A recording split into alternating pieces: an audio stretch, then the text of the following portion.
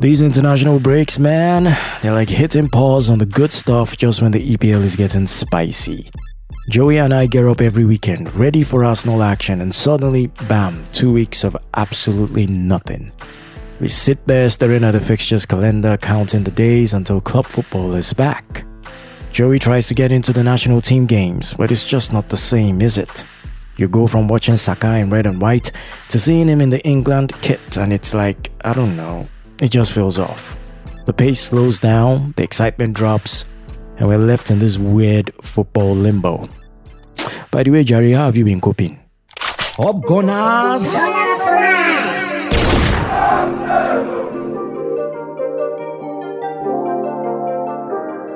Raheem Sterling has not only switched from Chelsea to the Gunners, but he's also taken a significant step in his personal life by embracing Christianity.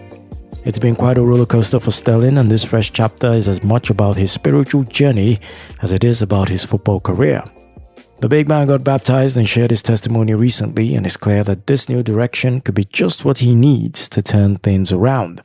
Sterling is looking to make his debut on September 15 against Tottenham Hotspur, and his pace and directness could be exactly what Arsenal needs to bolster our attacking options. With Mikel Arteta in charge and Sterling's potential to rediscover his top form, it's an exciting time for Arsenal fans. So let's see how this chapter unfolds and how Sterling's renewed faith might influence his performance on the pitch. The upcoming North London derby is looming large, but Arsenal might be heading into it with a rather depleted squad. Riccardo Calafiori's recent injury during international duty for Italy has only added to the Gunners' growing list of concerns.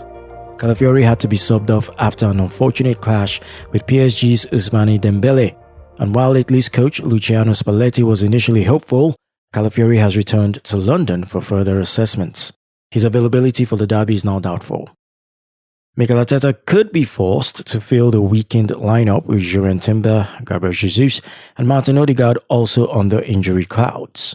Declan Rice is already ruled out due to suspension after his red card against Brighton, which means Arteta might have to dig deep into the squad.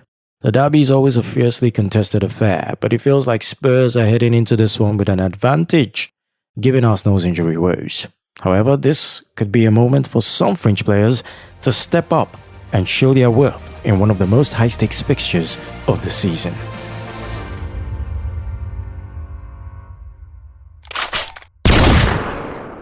Big Gabi continues to shine for both Arsenal and Brazil, showing why he's become such a key player for both club and country. His recent performance in Brazil's 1-0 World Cup qualifying win against Ecuador may not have been his best, but it showed his ability to remain solid even under pressure. Some Brazilian media were critical of his first half nerves, giving him 6 out of 10, but others were more generous with goal, rating him 8 out of 10 for his impressive defensive work, especially a crucial goal line clearance. For Arsenal fans, the real concern is not his performance for Brazil, but rather ensuring he stays fit for the North London derby against Spurs. With the arrival of Riccardo Calafiori and the rising form of Jacob Kivior, Gabriel could face more competition for his starting spot this season. But with the form he's shown alongside Saliba, it's hard to see anyone displacing him anytime soon. There's always something about players who seem to slip through Arsenal's grasp and end up somewhere else, like Mykhailo Mudryk. I remember when it felt like we were so close to securing his signature, only for him to head to Chelsea instead. And since then, it's been a bit of a disaster for him, hasn't it? Now, pundits like Scott Minto are suggesting Mudryk could have been a completely different player under Arteta. And you know what? There might be some truth to that.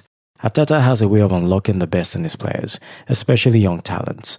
Look at the progress of Saka, Martinelli, and even Havertz. Mudryk's pace and dribbling seem tailor-made for the kind of high-tempo, wide attacking play we see at Arsenal. Plus, our stability on and off the pitch, compared to Chelsea's chaotic revolving door of managers, could have provided the calm he needed to flourish. It's all hypothetical now, but it's hard not to wonder, what if Mudryk had chosen the red side of London instead? Would we be looking at a future Arsenal star instead of a struggling Chelsea signing? Either way, I'm glad we dodged that particular bullet given how things have played out.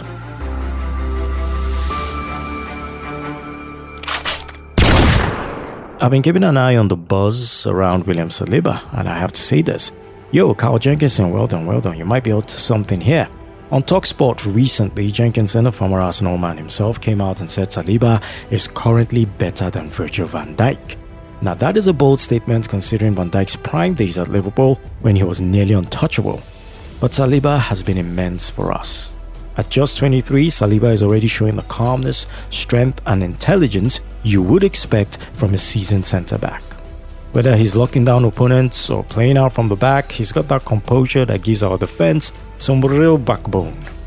Jenkinson said he couldn't speak for defenders worldwide, but for Premier League standards, he's backing Saliba over Van Dijk right now. So what do you think? Is Saliba Arsenal's best defender since the days of Sol Campbell? Could he surpass that legacy if he keeps growing like this? Rob Holding's situation at Crystal Palace might feel eerily familiar to many Arsenal fans, especially considering his struggles for consistent game time during his time at the Emirates.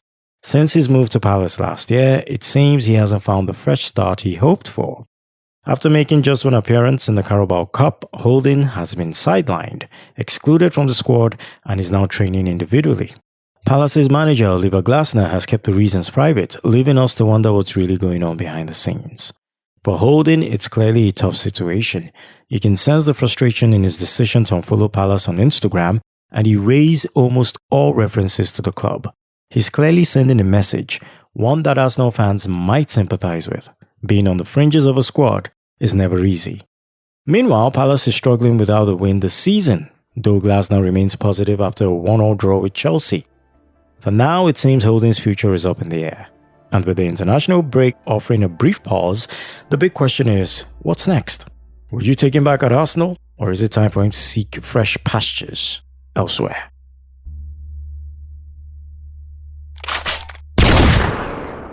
Arsenal women have quite the schedule coming up. The team has been drawn with BK Häcken in the Champions League qualifying round 2, with those ties set for either the 18th or 19th and the 25th or 26th of September. Sandwiched between these important fixtures is a massive home game against Manchester City. That's a lot of pressure in a short period, but Arsenal women are used to it. They've proven time and again that they thrive under the spotlight. Leicester City away follows the second leg, so we're looking at 4 intense games in just 2 weeks. Fatigue could be a factor, but this squad has depth and resilience. It's a challenge, but these are the moments that make or break a season.